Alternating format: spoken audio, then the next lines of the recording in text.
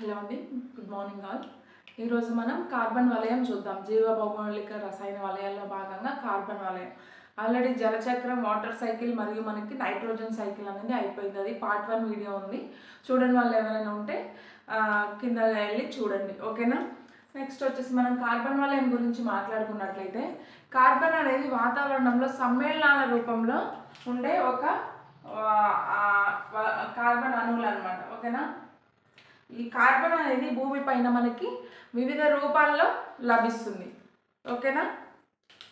వివిధ రూపాల్లో అంటే ఎట్లా అంటే, ఇప్పుడు మనకి అదే వాతావరణం అంటే గాలి వాయువుల్లో చూసుకున్నట్లయితే కార్బన్ డయాక్సైడ్,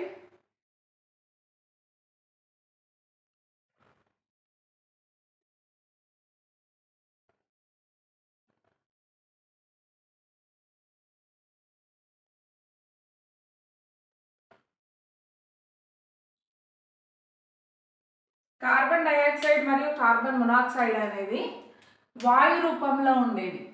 వాతావరణంలో వాయు సమ్మేళనాల రూపంలో మనకి ఉంటుందన్నమాట.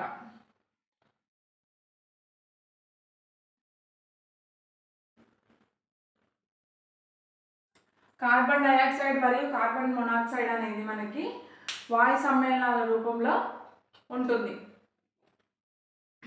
వాతావరణంలో వాయు సమ్మేళన రూపంలో ఉంటుంది. అదే మనకి నల్లటి మసి, బొగ్గు, వజ్రం ఇట్లాంటివి కనుక చూసుకున్నట్లయితే మనకి ఇది మూలక స్థితిలో ఉన్న కార్బన్ అన్నమాట, ఓకేనా. మూలక స్థితిలో ఉన్న కార్బన్, మూలక స్థితిలో ఉన్న కార్బన్. నెక్స్ట్ వచ్చేసి మనకి ఖనిజాల్లో చూసుకున్నట్లయితే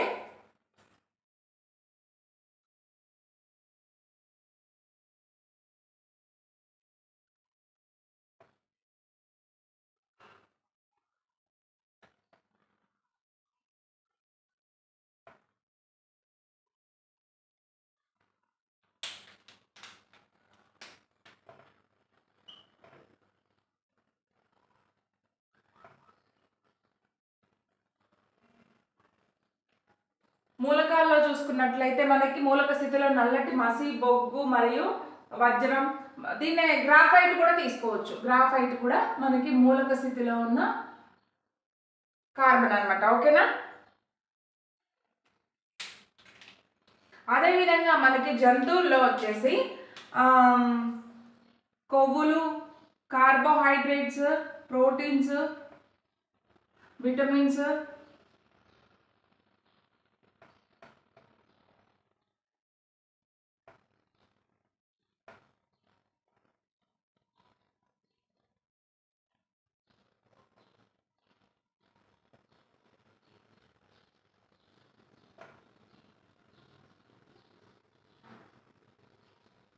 ఓకేనా. వీటిలో కూడా మనకి కార్బన్ అణువులు అనేవి ఉంటాయన్నమాట. వీటిలో కూడా మనకి కార్బన్ అణువులు అనేవి ఉండడం జరుగుతుంది, ఓకేనా. మనకి వాతావరణంలో కార్బన్ అనేది వివిధ సమ్మేళనాల రూపంలో కానీ, వివిధ మూలక స్థితిలో కానీ, ఓకేనా, వివిధ రకాలుగా మనకి వాతావరణంలో కార్బన్ అనేది లభించడం జరుగుతుంది. అది ఏ విధంగా అని కానీ చూసినట్లయితే, వాయు సమ్మేళనాల రూపంలో అంటే వాతావరణంలోని వాయు రూపంలో వాతావరణంలో ఉన్నది ఏంటంటే కార్బన్ డయాక్సైడ్ మరియు కార్బన్ మొనాక్సైడ్ అనమాట. అదేవిధంగా మూలక స్థితిలో ఉన్న కార్బన్ ఏది అని చూస్తే నల్లటి మసి, బొగ్గు, వజ్రం, గ్రాఫైట్ ఇవన్నీ మూలక స్థితిలో ఉన్న కార్బన్ అనమాట. నెక్స్ట్ ఖనిజ స్థితిలో ఉన్నవి ఏంటంటే కార్బోనేట్స్ మరియు హైడ్రోకార్బోనేట్స్ అనేవి ఖనిజ స్థితిలో ఉన్న కార్బన్ మూలకాలు.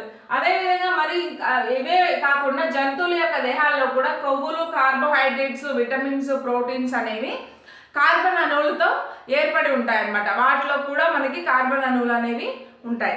అదే కాకుండా ఇంకా ఏంటంటే జీవుల యొక్క అంతరాస్థి పంజరం మరియు బాహ్య అస్థి పంజరం తయారీలో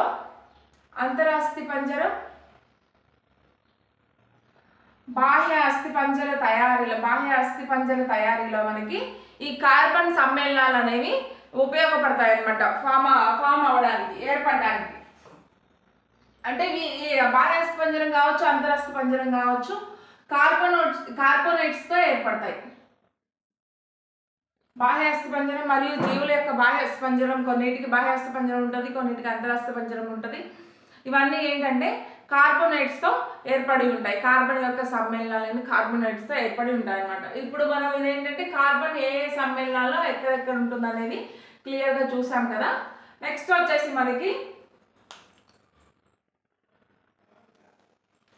ప్రధానంగా మనకి కార్బన్ ఏంటంటే భూమిని గ్రీన్ హౌస్గా ఉంచడానికి ఉపయోగపడుతుంది అనమాట. వాతావరణంలో మనకి కార్బన్ ఎంత ఉంటుందంటే 0.04%గా ఉంటుంది అనమాట. ఓకేనా, అంటే మనం ప్రీవియస్గా దీన్నే 0.03 అని కూడా చదువుకున్నాం.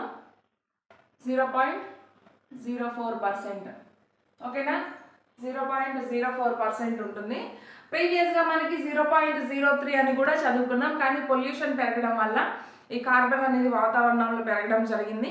ప్రజెంట్ ఉన్న బుక్స్లో అయితే మనకి 0.04 అనే వాల్యూ ఇచ్చారు. ప్రజెంట్ ఉన్న తెలంగాణ 9th క్లాస్ బయాలజీ బుక్లో మనకి 0.04 అనేది ఇచ్చారు. ఓకేనా, 0.03 ఇప్పటివరకు మనం చదువుకున్నాం, కానీ బుక్లో మనకి ఈ వాల్యూ ఉందన్నమాట. ఓకేనా, ఏదైనా మనం బుక్నే కన్సిడర్ చేయాలి.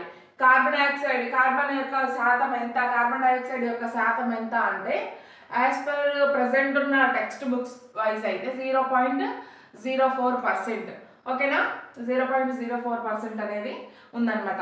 ఈ కార్బన్ అనేది జీవం అంటే మొక్కలు కావచ్చు, జంతువులు కావచ్చు, కార్బన్ అనేది జీవుల్లోకి వివిధ రకాల చర్యల ద్వారా ఎంటర్ అవుతుందన్నమాట.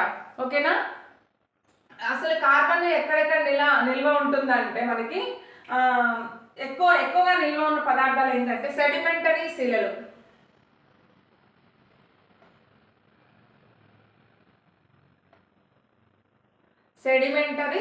శిలలు, మరియు శిలాజ ఇంధనాలు వంటి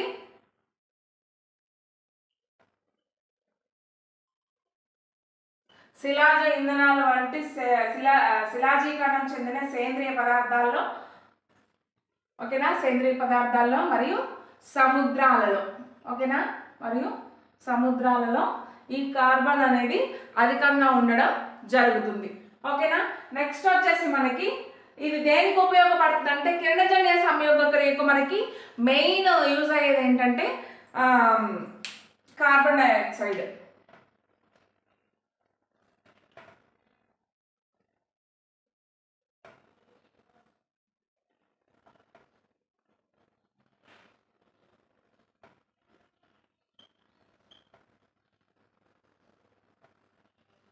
ఈ కిరణజన్య సంయోగ క్రియలో మొక్కలు ఏం చేస్తాయంటే గాలిలో ఉన్న కార్బన్ డైఆక్సైడ్ని తీసుకొని భూమి నుంచి నీటిని తీసుకొని మనకి దానికి గ్లూకోజ్ అనే పదార్థంగా ఆహార పదార్థంగా తయారు చేసుకుంటుంది. ఓకేనా, కార్బన్ డైఆక్సైడ్ని ప్లస్ నీటిని గ్రహించి, భూమి నుంచి నీటిని గ్రహించి వాతావరణం నుంచి కార్బన్ డైఆక్సైడ్ని తీసుకొని అది ఆహార పదార్థాన్ని తయారు చేసుకుంటుంది. ఓకేనా,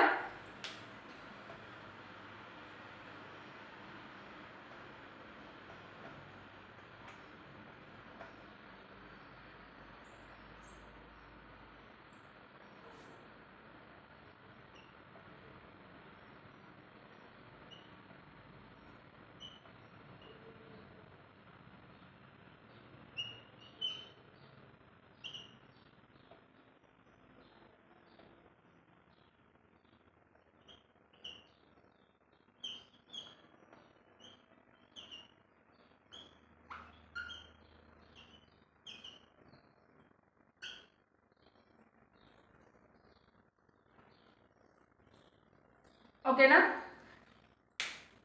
CO2ని కార్బన్ డైఆక్సైడ్ మాలిక్యూల్స్ని ప్లస్ H2Oని అంటే నీటిని వేర్ల ద్వారా నీటిని తీసుకొని వాతావరణంలో ఉన్న కార్బన్ డైఆక్సైడ్ని తీసుకొని గ్లూకోజ్ని తయారు చేసుకుంటుంది. గ్లూకోజ్ ఏంటంటే మొక్కలకి ఉపయోగపడే ఆహార పదార్థం అన్నమాట. దీన్ని మనం పిండి పదార్థం అని కూడా అంటాము. ఈ పిండి పదార్థాన్ని మొక్క ఏం చేస్తుందంటే ఫస్ట్ ఇక్కడ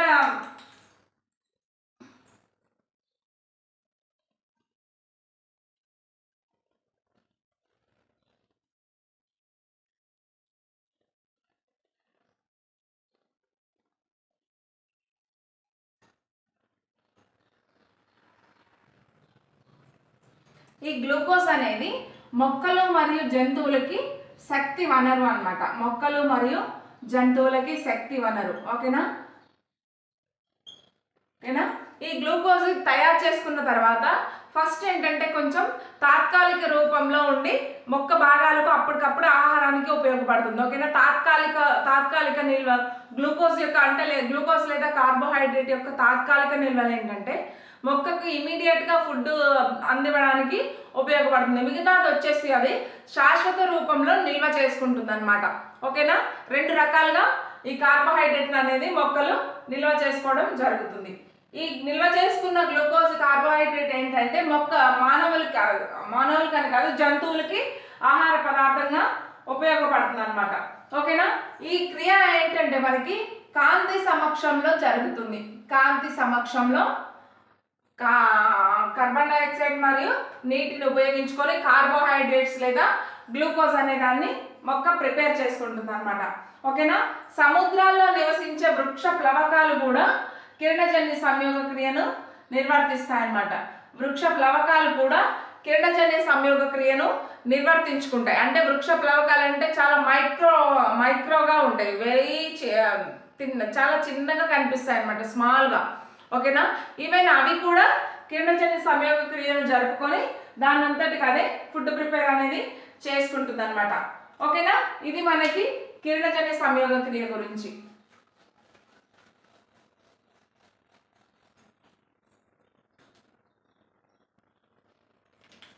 కార్బన్ వలయం అనేది సైక్లిక్ వేలో చూసినట్లయితే ఫస్ట్ మనకి కార్బన్ వలయం కిరణజన్య సంయోగ క్రియ జరుపుకుంటుంది. కార్బన్ డైఆక్సైడ్ వాతావరణంలో ఉన్న కార్బన్ డైఆక్సైడ్ కిరణజన్య సంయోగ క్రియ జరుపుకొని ఆహార పదార్థాలు తయారు చేస్తుంది. ఆ ఆహార పదార్థాలు ఏంటంటే జంతువులు తింటాయి. ఓకేనా.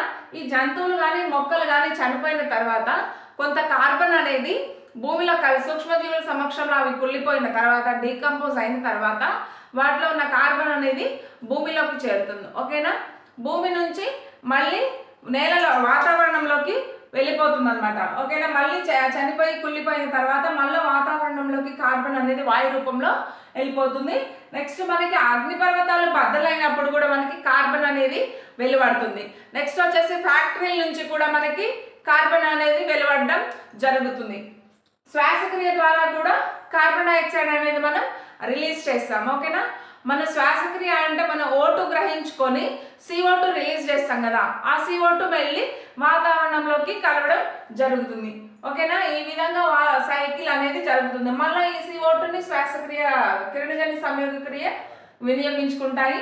తర్వాత మళ్ళీ ఈ విధానాలన్నీ ద్వారా ఏదైనా మండించడం ద్వారా, దహనం ద్వారా, అగ్నిపర్వతాలు బద్దలవడం ద్వారా ఇవన్నీ వెలువడిన కార్బన్ డైఆక్సైడ్ మొత్తం వాతావరణంలోకి వెలువడుతుంది. ఓకేనా. ఇదంతా ఒక సైక్లిక్ వేలో జరుగుతూనే ఉంటుంది. ఫైనల్గా ఇది మనకి కార్బన్ వలయం అన్నమాట. నెక్స్ట్ వచ్చేసి చక్రీకరణ మరియు నిల్వ చేయడం. ఓకేనా. సైక్లింగ్ మరియు స్టోరేజ్. Cycling and storage. ఓకేనా.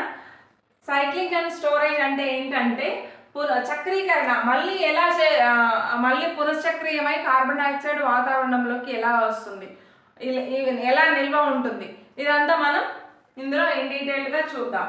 ఓకేనా. వాతావరణంలో ఉన్న కార్బన్ డైఆక్సైడ్ అనేది ప్రధాన ఉత్పత్తిదారులైన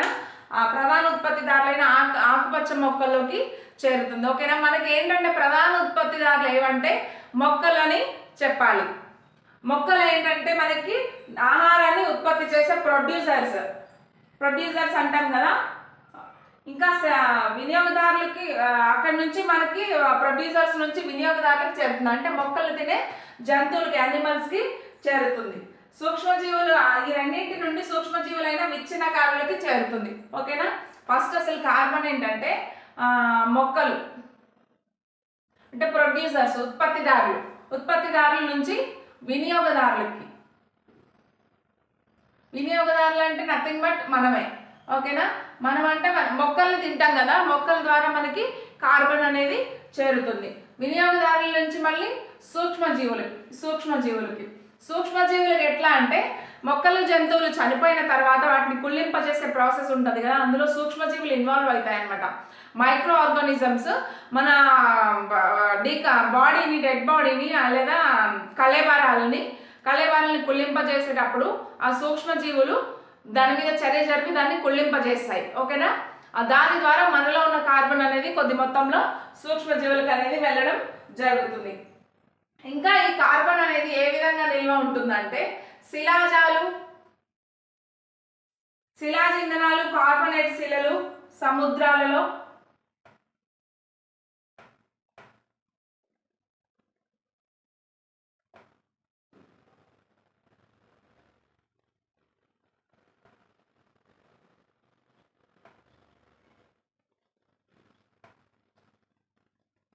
శిలాజ ఇంధనాలు, కార్బనేట్లు మరియు సముద్రాల్లో ఈ కార్బన్ అనేది నిల్వ ఉండడం జరుగుతుంది. దీనిలో ఏంటంటే శిలాజ ఇంధనాల్లో ఉన్న కార్బన్ అనేది నేరుగా జీవులకు ఉపయోగపడదు.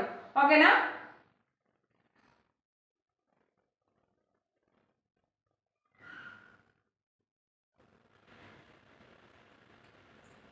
శిలాజ ఇంధనాల్లో కానీ కార్బనేట్ శిలలో కానీ ఉన్న ఇంధనం అనేది నేరుగా మొక్కలు ఉపయోగించుకోవడానికి ఈ నిల్వలు అనేవి మొక్క ఉపయోగించుకోవడానికి రాదన్నమాట.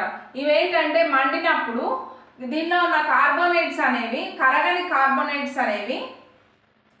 కార్బోనేట్స్ కరిగే బైకార్బోనేట్స్గా మారితే మాత్రమే కార్బోనేట్స్ అనేవి బైకార్బోనేట్స్గా మారినప్పుడు మాత్రమే అవి జీవులు ఉపయోగించుకోవడానికి ఇది అవుతుంది అనమాట. ఓకేనా? కార్బోనేట్స్ అనేవి మనకి ఏ విధంగా ఉపయోగపడవు. అది ముడి పదార్థం అనుకోండి, ఆ ముడి పదార్థాన్ని మనం నేరుగా ఉపయోగించుకోలేము. అది బైకార్బోనేట్గా మారినప్పుడు మాత్రమే మనకు ఉపయోగపడుతుంది, మొక్కలకు కావచ్చు, జంతువులకు కావచ్చు.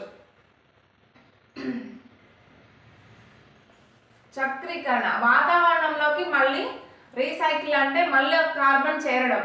ఓకేనా? మళ్ళీ కార్బన్ ఏ విధంగా చేరుతుంది వాతావరణంలోకి? మొక్కలు, జంతువులు ఉపయోగించుకున్న కార్బన్ అనేది మళ్ళీ ఏ విధంగా చేరుతుంది?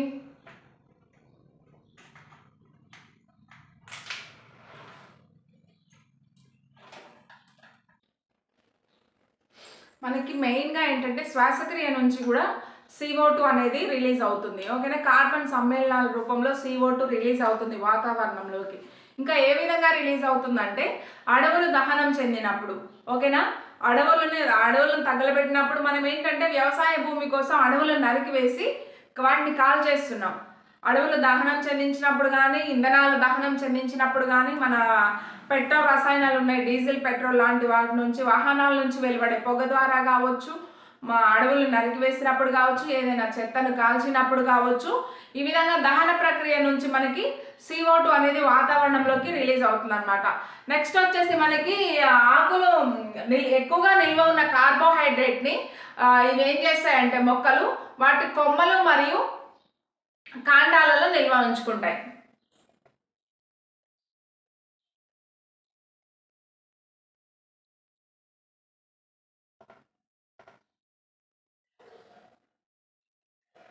కొమ్మల్లో మరియు కాండాల్లో నిల్వ ఉంచుకున్నప్పుడు అవి ఏంటంటే వాటిని తిన్న మొక్కల జంతువుల్లోకి ఆ కార్బన్ అనేది వెళ్ళిపోతుంది.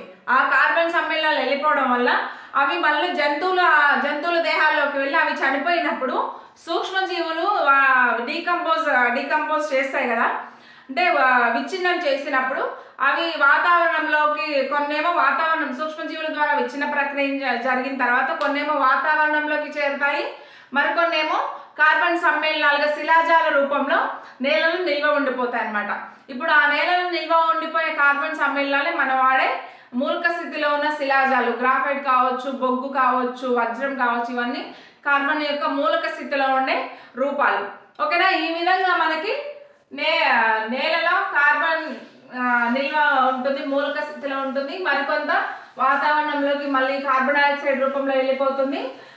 జంతువుల యొక్క శ్వాసక్రియ ద్వారా కార్బన్ డైఆక్సైడ్ వస్తుంది, మొక్కల యొక్క శ్వాసక్రియ ద్వారా కార్బన్ డైఆక్సైడ్ వాతావరణంలోకి రిలీజ్ అవ్వడం జరుగుతుంది. ఓకేనా? నిల్వ ఉండడం అంటే ఏంటంటే అంటే శ్వాసక్రియ ద్వారా కార్బన్ డైఆక్సైడ్ కోల్పోయినప్పటికీ కూడా జంతువుల దేహంలో కార్బన్ అనేది నిల్వ ఉంటుంది, కొంత నిల్వ ఉంటుంది. మొక్కల్లో కూడా కార్బన్ అనేది నిల్వ ఉంటుంది. అవేంటంటే చనిపోయిన తర్వాత మొక్కలు మరియు జంతువుల నుంచి సూక్ష్మజీవుల్లోకి వెళ్ళిపోయి డీకంపోజిషన్ జరిగి దాని ద్వారా కొంత వాతావరణంలోకి రిలీజ్ అవుతుంది, మరికొంత వచ్చేసి మనకి నేలలోనే నిల్వ ఉండిపోతుంది శిలాజాల రూపంలో. ఓకేనా? ఇది మనకి చక్రీకరణ మరియు నిల్వ చేయడం అనే ప్రాసెస్. భూగర్భంలో ఉన్న సముద్ర గర్భంలో ఉన్న కార్బన్ అనేది బయటకు రావడానికి కొన్ని మిలియన్ల సంవత్సరాలు అనేది పడుతుంది. కొన్ని మిలియన్ ఇయర్స్ అనేది టైం తీసుకుంటుంది అనమాట అది బయటకు రావడానికి. భౌగోళికంగా మార్పులు సంభవించినప్పుడు మాత్రమే అది వాతావరణంలోకి రిలీజ్ అవ్వడం జరుగుతుంది. ఇప్పుడు ప్రజెంట్ ఉన్న మన వాతావరణంలో ఉన్న కార్బన్ డైఆక్సైడ్ అనేది అట్లాంటి భౌగోళిక మార్పులు సంభవించినప్పుడు రిలీజ్ అయింది మాత్రమే. ఓకేనా. ఇంకో విధంగా వచ్చేసి మనం ఏంటంటే బొగ్గు మరియు నూనెలు మండించినప్పుడు విద్యుత్ ఉత్పత్తికి ఉపయోగిస్తాం కదా. బొగ్గు మరియు నూనెలు ఈ రెండు ఏంటంటే హైడ్రోకార్బన్స్ అన్నమాట. బొగ్గు నూనెలు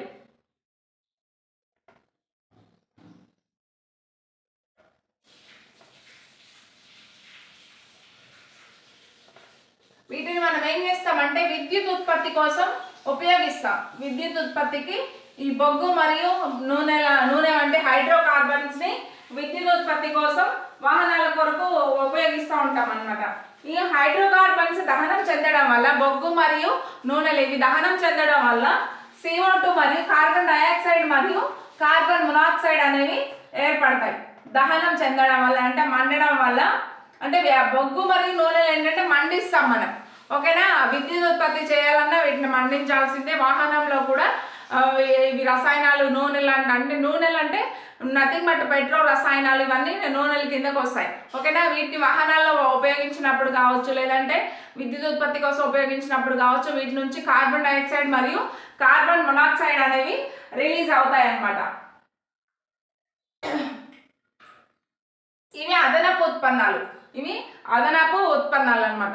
నెక్స్ట్ వచ్చేసి మనకి పారిశ్రామికీకరణ పెరిగిన తర్వాత ఈ కార్బన్ ఉత్పన్నాల పెరుగుదల అనేది విపరీతంగా ఇదైపోయింది. అంటే ఇండస్ట్రియలైజేషన్ అంటే అధికంగా ఫ్యాక్టరీలు ఉత్పత్తి చేయడం అంటే నిర్మించడం వల్ల వాటి నుంచి వచ్చే వాయువులు ఈ కార్బన్కి సంబంధించిన వాయువులే. ఇవి అత్యధికంగా వాతావరణాన్ని కలుషితం చేస్తున్నాయి అన్నమాట. ఈ కార్బన్ అణువులు కార్బన్ డైఆక్సైడ్ కావచ్చు, కార్బన్ మొనాక్సైడ్ కావచ్చు. ఇంకా వచ్చేసి మనకి నెక్స్ట్ ఏంటంటే అడవులు నరకడం అంటే వ్యవసాయ విస్తీర్ణం పెంచడం కోసం మనం అడవులు నరికేస్తున్నాం.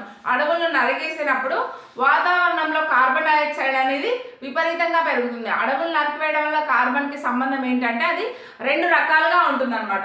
ఓకేనా. రెండు రకాలుగా కార్బన్ అనేది వాతావరణంలో పెరుగుతుంది. ఒకటి ఏంటంటే అడవులను దహనం చెందించినప్పుడు అవి మండినప్పుడు కార్బన్ డైఆక్సైడ్ వాటిలో నిల్వ ఉన్న కార్బన్ డైఆక్సైడ్ అనేది CO2 రూపంలో రిలీజ్ అవుతుంది.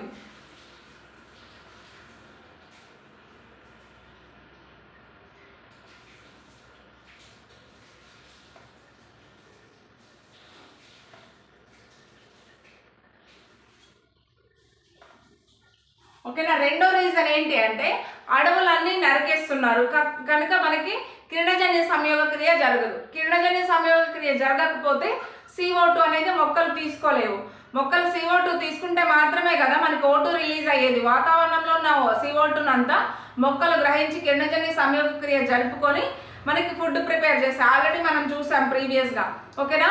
అలా మొక్కలు అనేవి మనం అడవులు నరికివేయడం వల్ల కార్బన్ డైఆక్సైడ్ వాతావరణంలో ఎక్కువైపోతుంది.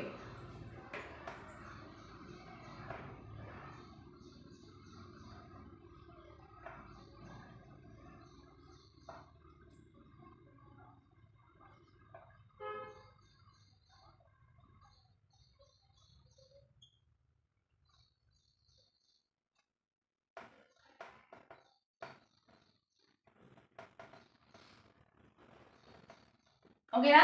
కిరణజన్య సంయోగ క్రియ రేటు తగ్గిపోవడం వల్ల, మొక్కలు లేకపోవడం వల్ల ఆ కార్బన్ డైఆక్సైడ్ అనేది వాతావరణంలో అలాగే నిలిచిపోతుంది. సో దట్ మనకి కార్బన్ లెవెల్స్ అనేవి వాతావరణంలో పెరిగిపోతున్నాయి అన్నమాట. ఓకేనా.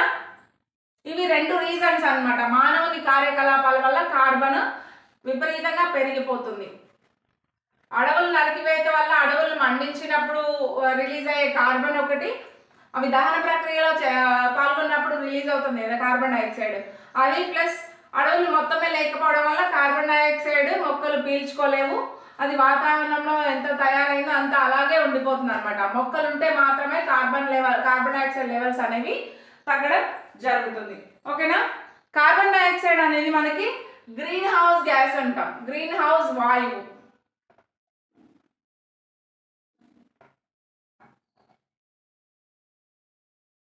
ఇంకా గ్రీన్ హౌస్ వాయువులు ఏమేమి ఉన్నాయంటే carbon dioxide, carbon monoxide, methane, CO2, CO మరియు మీథేన్. వీటినే మనం గ్రీన్ హౌస్ గ్యాసెస్ అంటాం, గ్రీన్ హౌస్ గ్యాసెస్. వీటితో పాటు నీటి ఆవిరి కూడా మనకి గ్రీన్ హౌస్ ఎఫెక్ట్కి యూజ్ అవుతుంది అన్నమాట.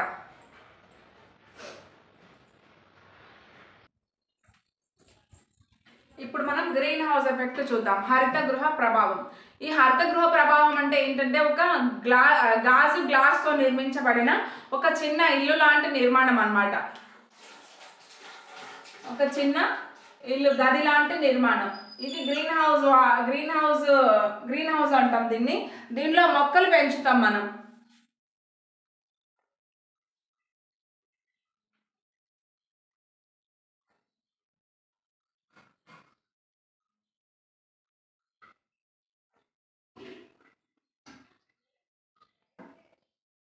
ఈ గాజుతో తయారు చేసిన ఒక చిన్న గది లాంటి నిర్మాణంలో మొక్కలు పెంచుతాం. ఈ గాజు ఏం చేస్తుందంటే బయట సూర్యరశ్మి నుంచి వచ్చిన వేడిని తీసుకొని దాన్ని అలాగే పట్టి ఉంచుతుంది. అంటే దానిలో నిల్వ చేసుకుంటుంది, బయటకు వెళ్ళిపోకుండా వేడి. ఓకేనా? ఆ వేడి అనేది ఇది కిరణజన్య సంయోగ క్రియ జరపడానికి కావచ్చు, ఇతర జీవక్రియలు జరుపుకోవడానికి కావచ్చు యూజ్ అవుతుంది. లోపలంతా వెచ్చగా ఉంటుంది అన్నమాట, లోపల వెచ్చగా ఉంటుంది. అదేవిధంగా ఏంటంటే carbon dioxide, carbon monoxide, methane లాంటి వాయువులు, వీటితో పాటు నీటి ఆవిరి ఇవనేవి మనకి వాతావరణంలో ఉన్న వేడిని కోల్పోకుండా వాటిని పట్టి ఉంచి మన వాతావరణాన్ని వెచ్చగా ఉండేలాగా చేస్తాయన్నమాట. లేదంటే మనకి కూడా 0 degrees టెంపరేచర్ అయ్యే ఛాన్సెస్ ఉంటాయి. ఓకేనా? అలా కాకుండా మనకి వాయువులు CO2, CO, carbon dioxide, carbon monoxide, methane మరియు నీటి ఆవిరి అనేవి మన వాతావరణాన్ని వెచ్చగా ఉంచుతున్నాయి, ఆ వేడిని పట్టి ఉంచుతున్నాయి. ఓకేనా? అది మనకి గ్రీన్ హౌస్ ఎఫెక్ట్ అంటాం, అంటే హరిత గృహ ప్రభావం అంటారు తెలుగులో. ఓకేనా? ఇప్పుడు మనకి ఏంటంటే ఈ పొల్యూషన్ పెరిగిపోవడం వల్ల, అడవులు నరికివేత వల్ల కావచ్చు, ఇండస్ట్రియలైజేషన్ వల్ల కావచ్చు, అంటే పారిశ్రామికీకరణ వల్ల కావచ్చు, అడవులను దహనం చెందించడం వల్ల కావచ్చు, ఇవన్నీ మనకి పొల్యూషన్ పెరుగుతుంది. అంటే వేడి కార్బన్ డైఆక్సైడ్ వాతావరణంలోకి ఎక్కువగా రిలీజ్ అవ్వడం వల్ల మనకి వాతావరణంలో వేడి అనేది బాగా విపరీతంగా పెరుగుతుంది. అప్పుడు ఈ వాయువులు ఏం చేస్తున్నాయి, వీటికి ఉన్న నేచర్ ఏంటి అంటే వెచ్చదనాన్ని పట్టి ఉంచడం. ఓకేనా? మన వాతావరణాన్ని వేడిగా ఉంచడం, వేడిని కోల్పోకుండా ఉంచడం.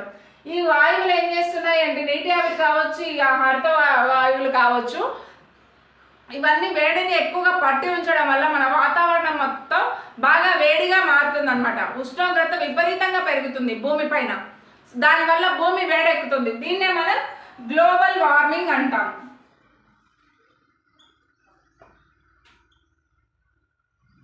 గ్లోబల్ వార్మింగ్ అంటాం అంటే భూమి వేడెక్కడం అన్నమాట. ఈ భూమి వేడెక్కడం వల్ల సముద్రాల్లో నీరు కూడా ఇంకిపోవడం జరుగుతుంది, అధికంగా వర్షాలు వస్తాయి, లేదంటే అసలే వర్షాలు రావు, కరువు కాటకాలు, తుఫాన్లు, ఇవన్నీ మనకి గ్లోబల్ వార్మింగ్ వల్ల జరిగే నష్టాలు అన్నమాట. ఫర్ ఎగ్జాంపుల్ మనం ఇదే భూమి అనుకుందాం. ఇక్కడ మనకి ఏంటంటే భూమి చుట్టూ అంటే వేడిని కోల్పోకుండా ఈ carbon dioxide, carbon monoxide, methane మరియు నీటి ఆవిరి అనేవి భూమి చుట్టూ వీటిని వేడిని కోల్పోకుండా కాపాడుతాయి, వెచ్చగా ఉంచుతాయి. అంటే మరి 0 degrees టెంపరేచర్కి రాకుండా సరిపడినంత టెంపరేచర్ ఉండేలాగా వెచ్చగా ఉంచుతాయి అన్నమాట. కానీ మనకి కార్బన్ డైఆక్సైడ్ అనేది విపరీతంగా పెరిగిపోవడం వల్ల అవి నిల్వ ఉంచే ఇవి అంటే ఎక్కువ ఉన్నా తక్కువ ఉన్నా కంపల్సరీ నిల్వ ఉంచే శక్తి వాటికి ఉంది. సో మనకి ఎక్కువగా రిలీజ్ అవుతుందని దానికి అవసరమైనంతనే నిల్వ చేసుకొని మిగిలింది వదిలేద్దామని కాదు. వీటి నేచర్ ఏంటంటే వాటిని కార్బన్ డైఆక్సైడ్ని వేడిని పట్టి ఉంచాలి. కానీ అవి ఎక్కువగా CO2 అధికంగా రిలీజ్ అవ్వడం వల్ల వాటిని పట్టి ఉంచుతున్నాయి. దానివల్ల మనకి భూమి వేడెక్కుతుంది అనమాట. ఓకేనా? భూమి వేడెక్కడాన్ని మనం గ్లోబల్ వార్మింగ్ అని కూడా అంటాం. ఈ గ్లోబల్ వార్మింగ్ జరిగేది ఎందుకంటే అడవులు నరికేవేత, పారిశ్రామికీకరణ మరియు విపరీతమైన పొల్యూషన్. ఓకేనా? ఈ విధంగా గ్లోబల్ వార్మింగ్ జరుగుతుంది అన్నమాట. ఇది హరిత గృహ ప్రభావం. నెక్స్ట్ వచ్చేసి మనకి ఇప్పుడు మనం ఆక్సిజన్ సైకిల్ గురించి చూద్దాం. ఆక్సిజన్ నైట్రోజన్ తర్వాత వాతావరణంలో అధికంగా ఉన్న వాయువు ఏదైనా ఉంది అంటే అది ఆక్సిజన్ చెప్పొచ్చు. ఆక్సిజన్ మనకి 21% ఉంటుంది, వాతావరణంలో 21% ఉంటుంది. ఓకేనా. నైట్రోజన్ ఫస్ట్ ప్లేస్ అయితే సెకండ్ ప్లేస్ మనకి నైట్రోజన్ ఎంత ఉంటుందని చెప్పాను మీకు ఆల్రెడీ. నైట్రోజన్ సైకిల్ అయిపోయింది కదా. నైట్రోజన్ వచ్చేసి 78% ఉంటుంది. నైట్రోజన్ తర్వాత అధికంగా ఉన్న వాయువు ఏదైనా ఉంది అంటే అది ఆక్సిజన్ అని చెప్పొచ్చు. ఓకేనా. ఆక్సిజన్ సైకిల్ ఏ విధంగా జరుగుతుంది అనేది ఇప్పుడు చూద్దాం మనం. వాతావరణంలో O2 ఏంటంటే మన వాతావరణంలో O2 శ్వాసక్రియలో ఉపయోగపడుతుంది. మనం శ్వాసక్రియలో ఉపయోగపడేది O2నే కదా. శ్వాసిస్తాం, O2ని శ్వాసిస్తాం. మనం శ్వాసక్రియకి యూజ్ అయ్యే వాయువు ఏదంటే ఆక్సిజన్ అనమాట.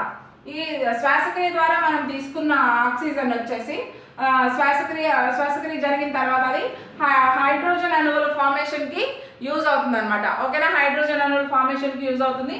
ఈ హైడ్రోజన్ కాదు, వాటర్ మాలిక్యూల్స్. ఈ వాటర్ మాలిక్యూల్స్ అనేది కిరణజన్య సంయోగ క్రియలో ఉపయోగపడతాయి. ఓకేనా. కిరణజన్య సంయోగ క్రియ వాతావరణంలోకి O2ని రిలీజ్ చేస్తుంది. మనకి కిరణజన్య సంయోగ క్రియ ద్వారా రిలీజ్ అయ్యే వాయువు ఏంటంటే ఆక్సిజన్. ఓకేనా. వాతావరణంలోకి ఆక్సిజన్ రిలీజ్ అయ్యే మార్గం కిరణజన్య సంయోగ క్రియ. ఓకేనా. నెక్స్ట్ వచ్చేసి మనకి ఈ శ్వాసక్రియలో మనం తీసుకున్న వాయువు ఇంకో విధంగా చూసుకున్నట్లయితే శ్వాసక్రియలో మనం ఆక్సిజన్ని తీసుకొని కార్బన్ డైఆక్సైడ్ని రిలీజ్ చేస్తాం. ఓకేనా. మనం O2ని అంటే వాయువులు మొత్తం ఆక్సిజన్నే కావాలని తీసుకోవడం కాదు, మనకి వాయువుల సమ్మేళనం లోపలికి వెళ్ళిపోతుంది అనమాట. వాయువుల సమ్మేళనం లోపలికి వెళ్ళిపోయినప్పుడు ఆక్సిజన్ మాత్రం ఉపయోగించుకొని మిగతా వాయువులు మనం బయటికి మళ్ళీ రిలీజ్ చేస్తాం. ఓకేనా. కార్బన్ డైఆక్సైడ్ కూడా శ్వాసక్రియలో మనం రిలీజ్ చేసే వాయువు అనమాట. శ్వాసక్రియలో రిలీజ్ అయిన కార్బన్ డైఆక్సైడ్ ఏమవుతుందంటే మొక్కలకు ఉపయోగపడుతుంది. మనం రిలీజ్ చేసిన కార్బన్ డైఆక్సైడ్ మొక్కలకి కిరణజన్య సంయోగ క్రియలో ఉపయోగపడుతుంది. మొక్కలు రిలీజ్ చేసిన O2 ఏంటంటే మనకి శ్వాసక్రియలో ఉపయోగపడుతుంది. మనకు కావచ్చు, మొక్కలకు కావచ్చు, శ్వాసక్రియలో మొక్కలు విడుదల చేసిన ఆక్సిజన్ అనేది ఉపయోగపడుతుంది అనమాట. ఓకేనా. ఈ కిరణజన్య సంయోగ క్రియలో కార్బన్ డైఆక్సైడ్ యూజ్ అయిన తర్వాత ఇదేంటంటే గ్లూకోజ్ని తయారు చేసుకోవడానికి ఉపయోగించుకుంటుంది. ఓకేనా.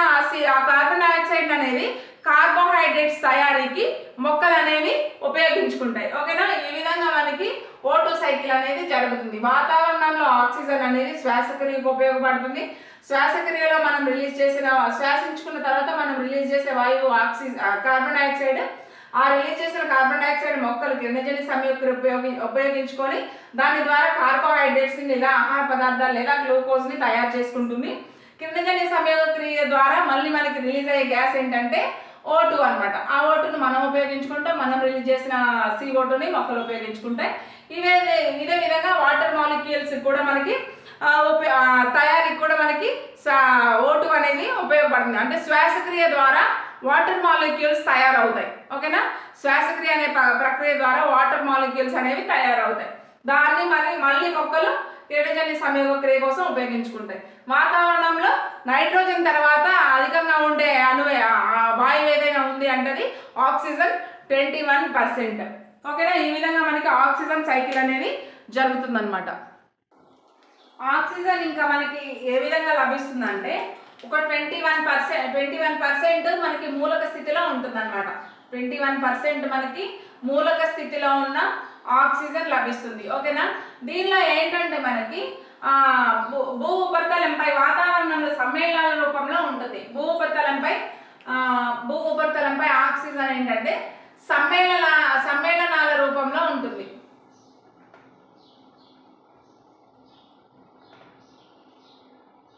ఉపరితలంపై వచ్చేసి సమ్మేళనాల రూపంలో ఉంటుంది.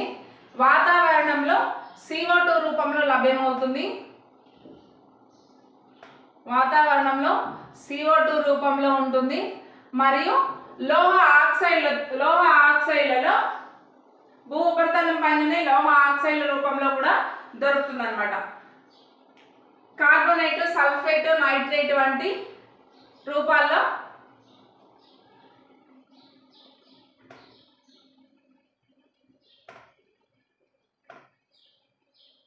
నైట్రేట్, సల్ఫేట్ వంటి రూపాల్లో కూడా ఇది లభిస్తుంది ఆక్సిజన్. ఇంకో విధంగా వచ్చేసి అన్నిటికీ అన్ని జంతువులకి జీవులకి మొక్కలు కావచ్చు జంతువులు కావచ్చు అన్ని రకాల జీవులకి ఆక్సిజన్ అనేది ప్రాణవాయువు అంటాం కదా. ఆ ఆక్సిజన్ కొన్నింటికి విషవాయువుగా పనిచేస్తుంది అనమాట. ఓకేనా. ఫర్ ఎగ్జాంపుల్ మనకి నత్రజని స్థాపక బ్యాక్టీరియాలో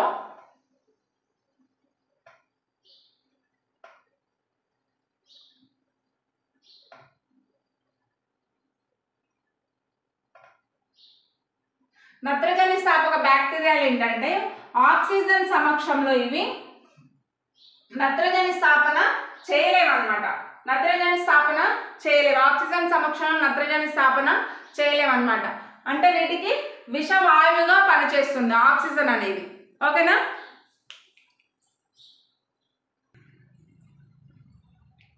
నెక్స్ట్ వచ్చేసి మనకి కర్బన వ్యర్థాలు అనేవి కుళ్ళిపోవడానికి ఆక్సిజన్ చాలా అవసరం. కార్బన్ వ్యర్థాలు విచ్ఛిన్నం అవడానికి ఆక్సిజన్ అవసరం అన్నమాట.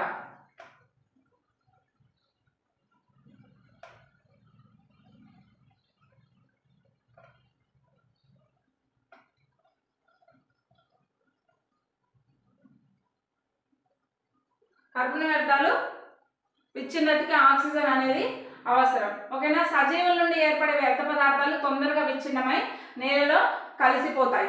సజీవుల నుండి విడుదలైన కార్బన్ పదార్థాలు అనేవి తొందరగా కరిగిపోయి నేలలో కలిసిపోతాయి. ఓకేనా. వాటి మీద అనేది వాయు సహిత బ్యాక్టీరియా అనేది పనిచేస్తుంది. కార్బన్ అంటే చనిపోయిన జీవుల మీద వాయు సహిత బ్యాక్టీరియా పనిచేస్తుంది. ఆ సమయంలో ఏంటంటే దానికి ఆక్సిజన్ సరిగా లభించదన్నమాట. ఓకేనా. వాయు సహిత బ్యాక్టీరియాకి ఆక్సిజన్ సరిగా లభించినప్పుడు అది చనిపోతుంది.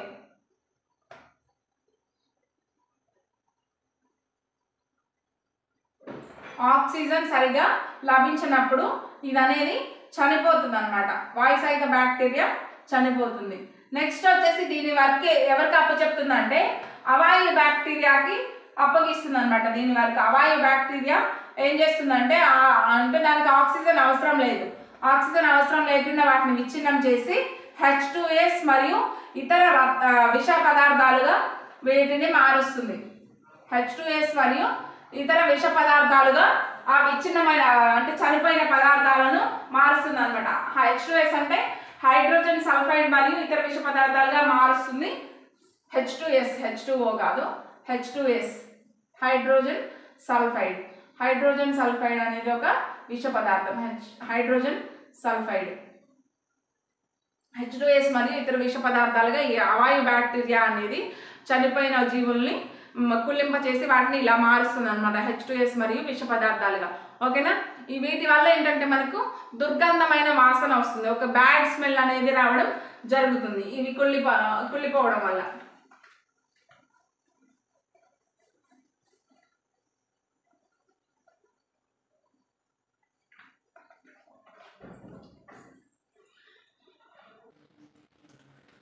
నెక్స్ట్ వచ్చేసి మనకి బయోలాజికల్ ఆక్సిజన్ డిమాండ్.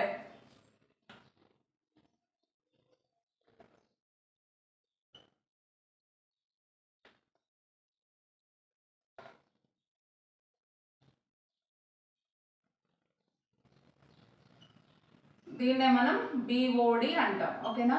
BOD మనకి మొక్కలు విఘటనం చెందిన పదార్థాలను కుళ్ళింప చేయడానికి అధికంగా ఆక్సిజన్ అనేది అవసరం అవుతుంది అనమాట. ఓకేనా. జీవ విఘటన పదార్థాలను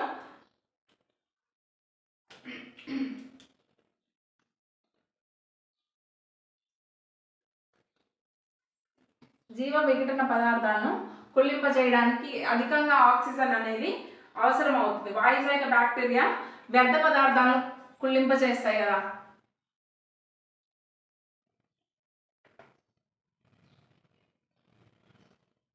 వాయు సహిత బ్యాక్టీరియా వచ్చేసి వ్యర్థ పదార్థాలను కుళ్ళింప చేయడానికి అధికంగా ఆక్సిజన్ అవసరం అవుతుంది.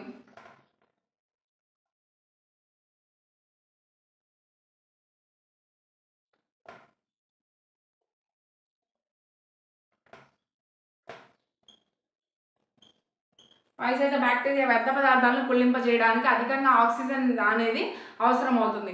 ఈ ఆక్సిజన్ ఎక్కడి నుంచో నీటిలో కరిగి ఉన్న ఆక్సిజన్ మొత్తము చాలా వరకు ఈ వ్యర్థ పదార్థాలను కుళ్ళింపజేయడానికి ఆ వాయు సహిత బ్యాక్టీరియా ఉపయోగించుకుంటుంది. ఓకేనా? ఎక్కువ మొత్తంలో ఉపయోగించుకోవడం వల్ల మనకి నీటిలో ఏంటంటే ఆక్సిజన్ పరిమాణం తగ్గుతుంది, అంటే ఆక్సిజన్ పర్సెంటేజ్ తగ్గిపోతుంది అనమాట. అక్కడ నివసించే జీవులకు కానీ మొక్కలకు కానీ దాని యొక్క ఆవశ్యకత అనేది ఏర్పడుతుంది. ఆక్సిజన్ తగ్గింది కాబట్టి ఆవశ్యకత అంటే అవసరం పెరుగుతుంది. ఆక్సిజన్ లేదు అక్కడ, నీటిలో నివసించే మొక్కలకి జీవులకి ఆక్సిజన్ అనేది లేదు. ఎందుకంటే వ్యర్థ పదార్థాలను కుళ్ళింపజేయడానికి వాయు సహిత బ్యాక్టీరియా అది ఎక్కువగా ఉపయోగించుకుంది అనమాట. సో ఓకేనా? కానీ అక్కడ ఉన్న జీవులకు దాని అవసరం ఏర్పడింది. దీన్నే మనం BOD అంటాం, బయోలాజికల్ ఆక్సిజన్ డిమాండ్ అంటాం. నీటిలో ఉండే మొక్కలకు జంతువులకు ఆక్సిజన్ అవసరం ఏర్పడుతుంది బికాస్ వాయు సహిత బ్యాక్టీరియా అనేది వ్యర్థ పదార్థాలను కుళ్ళింపజేయడానికి అధిక మొత్తంలో ఆక్సిజన్ ఉపయోగించుకుంటుంది. సో దట్ మనకి మీన్స్ సముద్రంలో నీటిలో ఉండే మొక్కలకు కానీ జంతువులకు కానీ ఆక్సిజన్ ఆవశ్యకత పెరుగుతుంది. దీన్నే మనం ఆక్సిజన్ బయోలాజికల్ ఆక్సిజన్ డిమాండ్ లేదా సూచిక అని పిలుస్తాం అన్నమాట.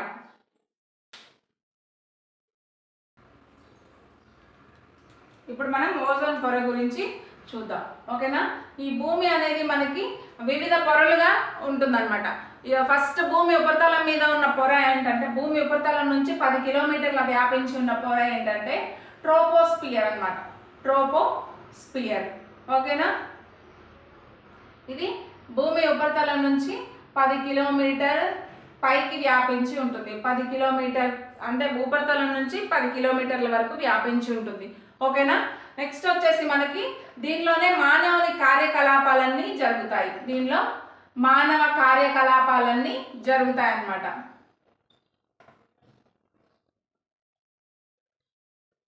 మానవ కార్యకలాపాలన్నీ జరుగుతాయి. మనకి ప్రపంచంలో ఎత్తైన శిఖరం అంటే ఎవరెస్ట్ శిఖరం అంటాం కదా.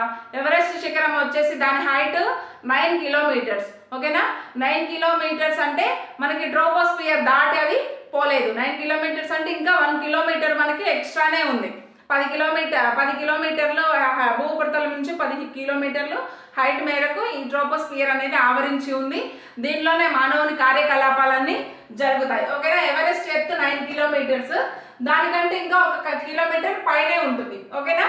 నెక్స్ట్ వచ్చేసి మనకి స్ట్రాటోస్ఫియర్ అన్నమాట. దీని కింద ఉన్న లేయర్ ఏంటంటే మనకి స్ట్రాటోస్ఫియర్.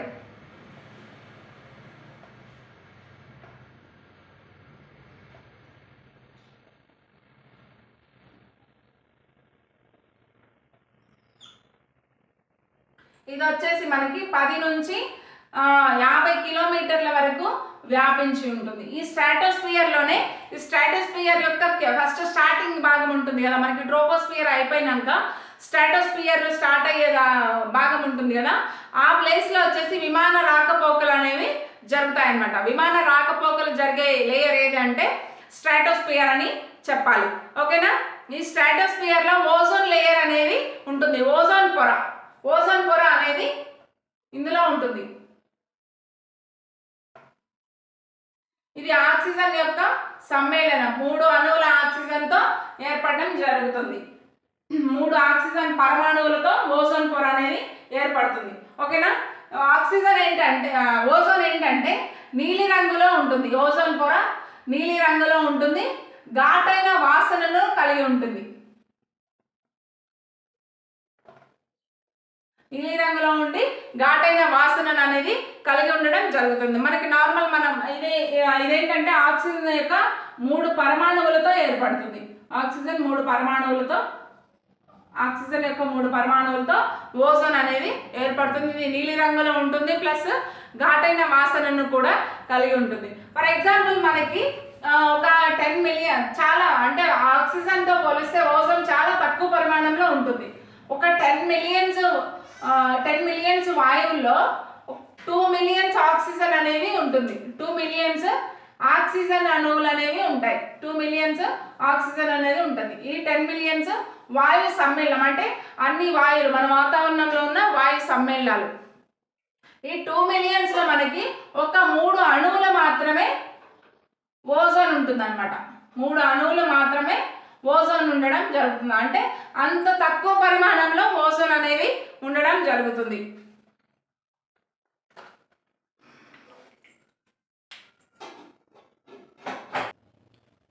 ఈ ఓజోన్ పొర అనేది భూమి నుంచి 15 to 30 కిలోమీటర్స్ పైన వ్యాపించి ఉంటుంది అనమాట. ఓకేనా. ఈ ఓజోన్ పొర మనకి ఏం చేస్తుందంటే సూర్యుని నుంచి రిలీజ్ అయిన రేడియేషన్ని తీసుకుంటుంది. సూర్యుని నుంచి రిలీజ్ అయ్యే హానికర రేడియేషన్ అనేది ఓజోన్ లేయర్ తీసుకోవడం జరుగుతుంది.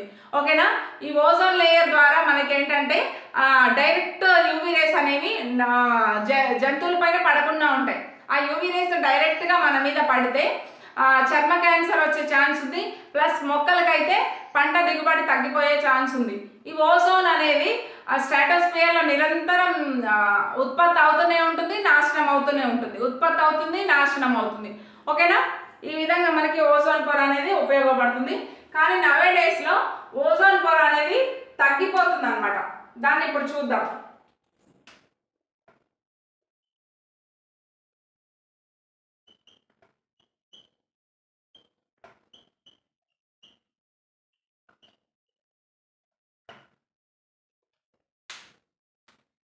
ఓజోన్ పొర అనేది ఎందుకు తగ్గుతుందంటే విపరీతమైన పొల్యూషన్ జరుగుతుంది. ఓకేనా. ఓజోన్ డిప్లేషన్, ఓజోన్ పొరకు రంధ్రాలు పడ్డాయి అంటాం కదా. ఓజోన్ ఎందుకు తగ్గుతుందంటే విపరీతమైన కాలుష్య కారకాలు మనం రిలీజ్ చేయడం వల్ల, కొన్ని పరిశ్రమలను అనుసరించే పద్ధతుల వల్ల. ఓకేనా. క్లోరోఫ్లోరో కార్బన్లు, సిఎఫ్సి కార్బన్స్ అంటాం కదా, క్లోరోఫ్లోరో కార్బన్స్.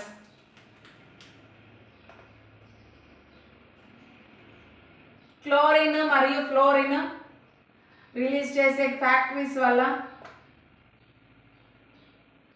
క్లోరోఫ్లోరో కార్బన్స్ వల్ల ఈ ఓజోన్ పొరకు రంధ్రం అనేది పడడం జరుగుతుంది. ఓజోన్ పొరకు రంధ్రం పడింది అంటే ఓజోన్ పొరకు రంధ్రాలు నిజంగా రంధ్రాలు పడ్డాయని కాదు, రంధ్రం అని మీనింగ్ కాదు. ఈ ఓజోన్ పొర యొక్క పరిమాణం తగ్గుతుందని. ఓకేనా. పరిమాణం తగ్గుతూ వస్తుంది. దీన్నే మనం ఓజోన్ పొరకు రంధ్రం అని అంటాం. రంధ్రం అంటే నిజమైన రంధ్రం కాదు, ఓజోన్ పొర తగ్గడం, పరిమాణం తగ్గడం అనమాట. ఓకేనా. ఈ క్లోరోఫ్లోరో కార్బన్స్ దేని నుంచి రిలీజ్ అవుతాయి అంటే మనం డైలీ యూజ్ చేసే రిఫ్రిజిరేటర్లు,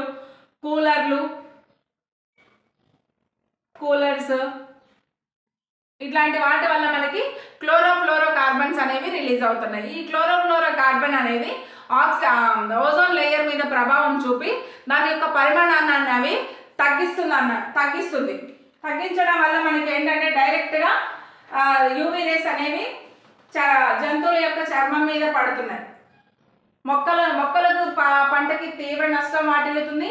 ప్లస్ జంతువులకు కూడా చర్మ క్యాన్సర్, అంటే మనకి చర్మ క్యాన్సర్ అనేది రావడం జరుగుతుంది. క్లోరిన్ మరియు ఫ్లోరిన్ ఎక్కువగా రిలీజ్ అవ్వడం వల్ల ఈ ఓజోన్ పొర అనేది తగ్గిపోతుంది. ఓకేనా.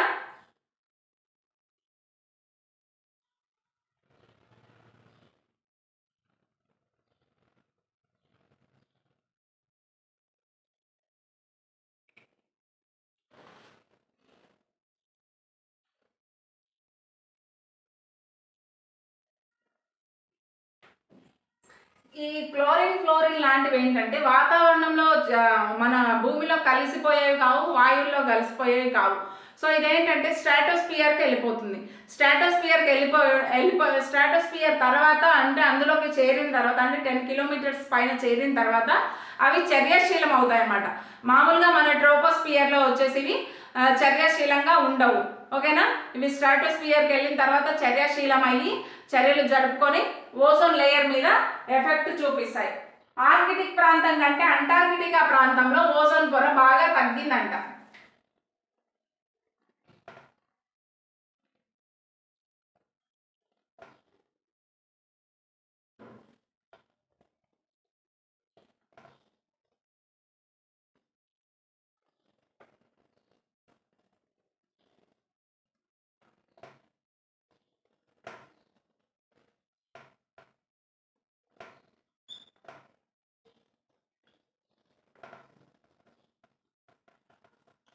ఆర్కిటిక్ ప్రాంతం కంటే అంటార్కిటిక్ ప్రాంతంలో ఓజోన్ పొర బాగా తగ్గింది. ఈ ఓజోన్ పొర తగ్గడం వల్ల ఏంటంటే డైరెక్ట్గా యూవీ రేస్ మన మీద పడడం, చర్మ క్యాన్సర్ రావడం, వివిధ రకాల వ్యాధులకు చర్మానికి సంబంధించిన వ్యాధులు రావడం కావచ్చు, పంట దిగుబడి అధికంగా తగ్గిపోవడం కావచ్చు, వేడి ఎక్కువ అవడం కావచ్చు, ఇట్లాంటివన్నీ నష్టాలు ఉన్నాయి. బికాస్ ఆఫ్ మన పొల్యూషన్, మనం చేసే పొల్యూషన్ వల్ల మాత్రమే ఇవి ఓజోన్ లేయర్ అనేది తగ్గిపోవడం జరుగుతుంది. ఓకేనా. ఈ మనం అంటే కుండలో నీళ్లు వాడడం కావచ్చు, వెహికల్స్ వాడకం తగ్గించడం కావచ్చు, రిఫ్రిజిరేటర్లు, కూలర్లు, వీటన్నింటిని తగ్గించాలి మనం, అంటే ఇన్స్ట్రుమెంట్స్ని.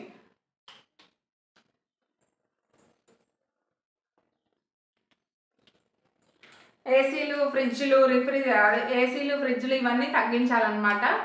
అంటే మనం కుండలో నీళ్ళు తాగడం వల్ల మనం ఫ్రిడ్జ్ని తగ్గించవచ్చు, చెట్ల కింద సేద తీయడం ద్వారా ఏసీని తగ్గించవచ్చు, సైకిల్ లాంటివి వాడడం ద్వారా పెట్రోల్ రసాయనాల నుంచి రిలీజ్ అయ్యే కాలుష్య కారకాలను తగ్గించవచ్చు. ఈ విధంగా మనం కాలుష్య కారకాలను అదుపులో ఉంచుకుంటే ఓజోన్ లేయర్ని మనం కాపాడుకున్న వాళ్ళం అవుతాం. ఓకేనా. ఈ మాంట్రియల్ ప్రోటోకాల్ అంటే ఏంటి అంటే ఓజోన్ లేయర్ యొక్క సంరక్షణ కోసం నిర్వహించబడిన ఒక విధి విధానమే మాంట్రియల్ ప్రోటోకాల్. ఓజోన్ సంరక్షణ కోసం ఈ ప్రోటోకాల్ని తీసుకురావడం జరిగింది. ఓజోన్ సంరక్షణకు మనం ఆల్రెడీ చెప్పుకున్నాం కదా, ఆర్కిటిక్ ఖండంలో కంటే అంటార్కిటిక్ ఖండంలో ఎక్కువ ఓజోన్ పొర పరిమాణం అనేది తగ్గిందని.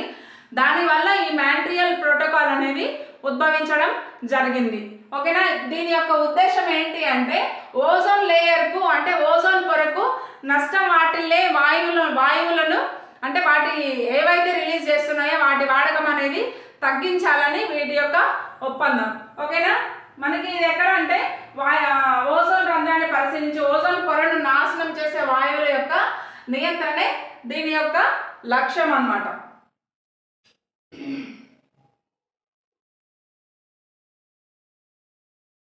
ఒక ఓజోన్ పొరకు నష్టం వాటిల్లే వాయువులను తగ్గించడానికి అవి ఉద్భవించే అంటే మనకి రిలీజ్ అయ్యే ఏసీలు, రిఫ్రిజిరేటర్లు ఇట్లాంటి వాటి నుంచి మనకి క్లోరోఫ్లోరో కార్బన్స్ రిలీజ్ అవుతాయి కదా, ఆ వాటిని నిషేధించి ఉద్భవించిన ప్రోటోకాలే మనకి మాంట్రియల్ ప్రోటోకాల్.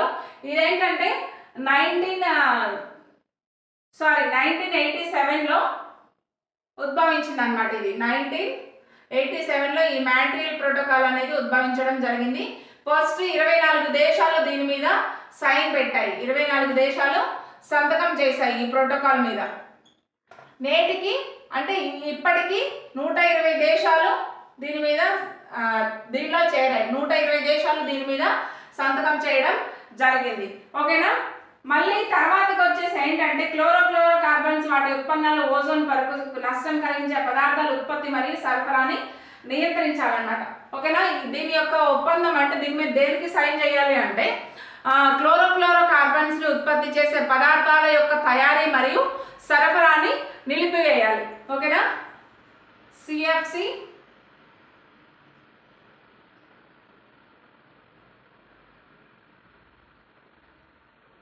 తయారీ, సరఫరా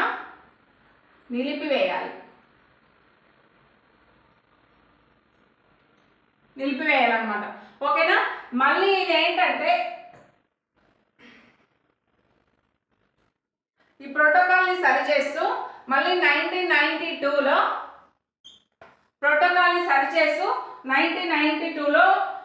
కోపెన్హేగన్లో సమావేశం జరిగింది. 1992లో కోపెన్హేగన్లో సమావేశం జరిగిందనమాట.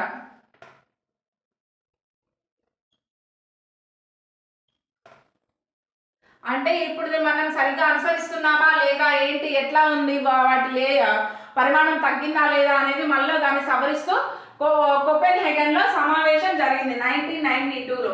ఈ సమావేశంలో వచ్చేసి ఏంటంటే హైడ్రోకార్బన్స్ ఉత్పత్తి 1994 నాటికి హైడ్రోకార్బన్స్ ఉత్పత్తిని తగ్గించాలంట.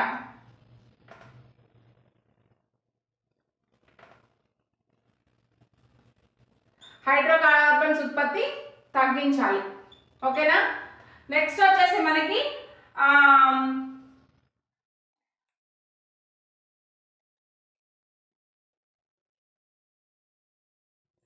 1996 నాటికి హాలోకార్బన్ ఉత్పత్తి మరియు క్లోరోఫ్లోరో కార్బన్స్ ఉత్పత్తిని తగ్గించాలి అని ఈ 1992 నాటి సమావేశం నిర్ధారించింది అన్నమాట. ఓకేనా. ఓజోన్ పొర అంటే మాంట్రియల్ ప్రోటోకాల్ అంటే ఏంటంటే ఓజోన్ లేయర్ యొక్క సంరక్షణ కోసం ఉద్భవించిన విధి విధానమే ఈ మాంట్రియల్ ప్రోటోకాల్ అనమాట. 1987లో ఈ 24 దేశాలు దీని మీద సంతకం చేశాయి. ఇప్పటికీ 120 దేశాలు దీనిలో భాగస్వామ్యం అయ్యాయన్నమాట. ఓకేనా. వీటి యొక్క మెయిన్ ఉద్దేశం ఏంటంటే క్లోరోఫ్లోరో కార్బన్లు ఉద్గారం అంటే ఉత్పత్తి చేసే వాయువులు ఏవైతే క్లోరోఫ్లోరో కార్బన్స్ని అంటే సిఎఫ్సి వాయువులు ఏవైతే ఉత్పత్తి చేస్తాయో వాటి యొక్క ఆ పదార్థాల యొక్క తయారీ మరియు సరఫరా రెండింటిని నిలిపివేయాలన్నమాట. ఓకేనా. దీని యొక్క ముఖ్య ఉద్దేశం ఇది. మళ్ళీ 1992లో సమావేశం కోపెన్హేగన్లో 1992లో సమావేశం జరిగింది. ఈ సమావేశంలో జరిగిన అంశాలు ఏంటంటే 1994 నాటికి హైడ్రోకార్బన్లు ఉత్పత్తి చేసే పదార్థాల సరఫరా తగ్గించాలి. అంటే పదార్థాలు అంటే పరికరాలు అంటే మనకి ఫ్రిడ్జ్ అయితే ఏవైతే ఉందో రిఫ్రిజిరేటర్లు, ఏసీలు ఇట్లాంటివన్నీ తగ్గించాలన్నమాట. తగ్గించాలంటే వాటి తయారీ నిలిపివేయాలి ప్లస్ సరఫరా నిలిపివేయాలి. 1996లో హోలో కార్బన్స్ మరియు క్లోరోఫ్లోరో కార్బన్స్ యొక్క పరిమాణాన్ని తగ్గించాలి. కానీ ఇప్పటికీ అది నెరవేరలేదు. 2025 ఉంది, ఇప్పటికీ అది నెరవేరలేదు. అట్లనే జరుగుతూనే ఉంది. ఇంకా ఎక్కువైపోతుంది వాటి ఉపయోగం అనేది. ఏసీలు, రిఫ్రిజిరేటర్ల ఉపయోగం అనేది ఎక్కువైపోతుంది. Every middle class people have AC and fridge. ఓకేనా. అంటే ఒక వాళ్ళ స్టేటస్ని చూపించుకోవాలి మాకు ఇది ఉంది అనేసి. ఓకేనా. మన వాతావరణం ఎంత పొల్యూషన్ అవుతుంది, మనం వచ్చే జనరేషన్స్కి మన పిల్లల జనరేషన్స్కి మనం ఏమి ఇస్తున్నాం ఇది అనేది ఎవరు ఆలోచించట్లే. కానీ ఉండాల్సిందే. ఇంట్లో ఫ్రిడ్జ్ ఉండాలి, ఏసీ ఉండాలి, కూలర్లు ఉండాలి, ఇవన్నీ తెచ్చేసి పెట్టుకుంటాను. దానివల్ల జరిగే నష్టాన్ని ఎవరు అంచనా వేయట్లేదు. కానీ ముందు ముందు ఇంకా తీవ్ర నష్టం జరగబోతుంది అనమాట. ఓకేనా. ఇది మనకి 9th క్లాస్లో లాస్ట్ లెసన్. ఏమైనా డౌట్స్ ఉంటే కింద కామెంట్ చేయండి. Thank you.